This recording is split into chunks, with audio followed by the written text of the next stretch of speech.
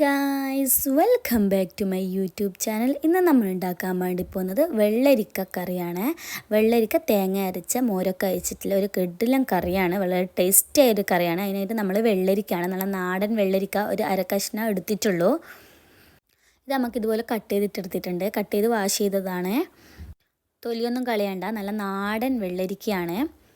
ഇനി അടുത്തത് എന്ന് പറയുന്നത് അരക്കഷ്ണം തക്കാളി, കരിവേപ്പില, പച്ചമുളകാണ് എടുത്തിട്ടുള്ളത്. ഇത് നമുക്ക് ഒരു കുക്കറിലേക്ക് ഇട്ട് കൊടുക്കുന്നുണ്ട്. കുരുവൊന്നും കളയേണ്ട ആവശ്യമില്ല, നാടനായതുകൊണ്ട് കുരുവിൻ്റെ ഒന്നും ആവശ്യമില്ല, കളയേണ്ട ഒന്നും ആവശ്യമില്ല. ഇതൊക്കെ നമ്മൾ ഈ കുക്കറിലേക്ക് ഇട്ട് കൊടുത്തിട്ടുണ്ട്. ഇതിലേക്ക് നമുക്ക് മുളക് പൊടി ഇട്ട് കൊടുത്തിട്ടുണ്ട്. കുറച്ച് മുളക് പൊടി മതി കേട്ടോ. കുറച്ച് മഞ്ഞൾപ്പൊടി ഇട്ട് കൊടുത്തിട്ടുണ്ട്. ആവശ്യത്തിനനുസരിച്ചിട്ടുള്ള വെള്ളം ഒഴിച്ച് കൊടുത്തിട്ടുണ്ട്. പിന്നെ ആവശ്യത്തിനുള്ള ഉപ്പ് ഇട്ട് കൊടുത്തിട്ടുണ്ട്. നമുക്കിതൊന്ന് ഫ്ലെയിം ഓൺ ആക്കിയിട്ട് കുക്കർ വെക്കുന്നുണ്ട് അടുപ്പത്ത്. ഇതിന് 3 വിസിലാണ് കേട്ടോ വേണ്ടത്. വേവിന് 3 വിസിൽ വേണം. 3 വിസിൽ വന്നിട്ടുണ്ട് ഇവിടെ. ഇത് നമുക്ക് മാറ്റി വെക്കാം. അടുത്ത സ്റ്റെപ്പ് എന്ന് പറയുന്നത് അര കഷ്ണം തേങ്ങാ മുറിയാണ്. തേങ്ങ ചിരണ്ടിയത് ഒരു മിക്സിൻ്റെ ജാറിൽ ഇട്ട് കൊടുക്കുക. വെളുത്തുള്ളി ഇട്ട് കൊടുത്തിട്ടുണ്ട്. പിന്നെ ചെറിയ ജീരകം കഴുകിയതാണ് ഇട്ട് കൊടുത്തിട്ടുള്ളത്. നമ്മൾ അരി അരച്ച മിക്സിയിലിട്ടത് കൊണ്ടാണ് കേട്ടോ. നമ്മൾ പച്ചരി അരച്ച മിക്സിയിലാണ് ഇത് ഇട്ടിട്ടുള്ളത്.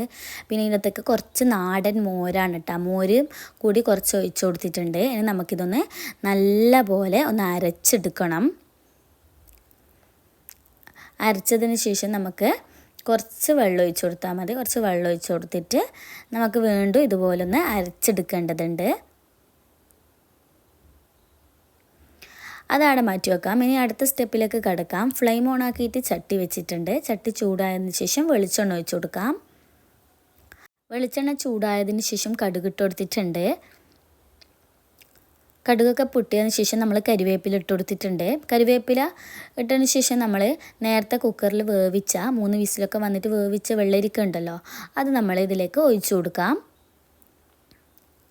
പിന്നെ അടുത്തതെന്ന് പറയുന്നത് നേരത്തെ അരച്ച് വെച്ച പിന്നെ തേങ്ങ ചിരണ്ടിയതും വെളുത്തുള്ളിയൊക്കെ ഇട്ടിട്ട് ചെറിയ ജീരകമൊക്കെ ഇട്ടിട്ട് അരച്ചില്ലേ, അതും കൂടി ഒഴിച്ചു കൊടുത്തിട്ട് കുറച്ച് വെള്ളം കൂടി ഒഴിച്ചു കൊടുക്കാം.